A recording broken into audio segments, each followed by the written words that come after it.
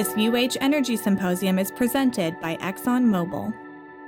Every year, UH Energy brings critical issues in energy to the university in our annual symposium series. This year, the first topic is the Arctic, untapped opportunity or risky business. With low energy prices and substantial economic growth, consumer demand for energy has exponentially increased across the globe. Economic advancement over the last 200 years has strongly correlated with increased energy consumption. With the world's population expected to grow to 9 billion by 2050, energy demand is expected to significantly increase over the next several decades. The International Energy Agency estimates that the world demand for oil would increase by roughly 1.4 million barrels a day in 2015. To accommodate this rising demand, oil companies are exploring areas of the Arctic for untapped resources. The Arctic contains an estimated 13% of the world's undiscovered oil and about 30% of its undiscovered conventional natural gas.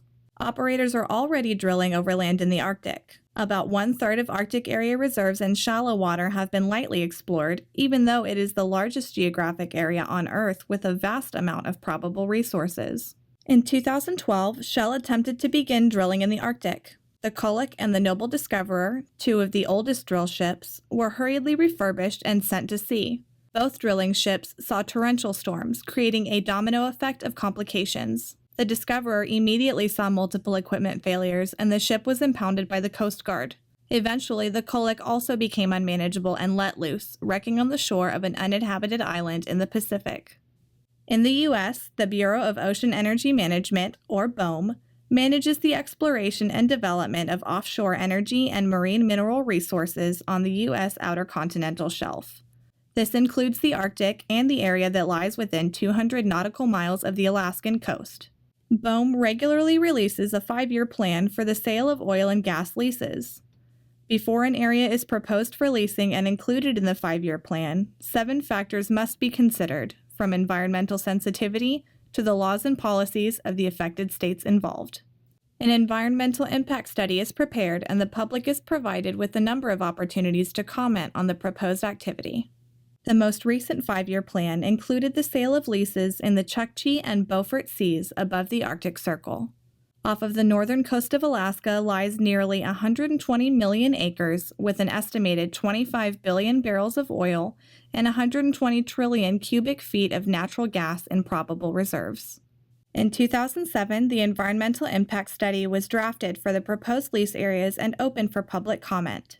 The sale was contested in court and prompted a supplemental environmental impact study. The second study was released in February of 2015 and included a hypothetical long-term scenario over the full life of all leases issued in the Chukchi Sea. It determined that future development brings a 75% chance of one or more spills of over 1,000 barrels of oil, a figure that has attracted attention in the media and from stakeholders.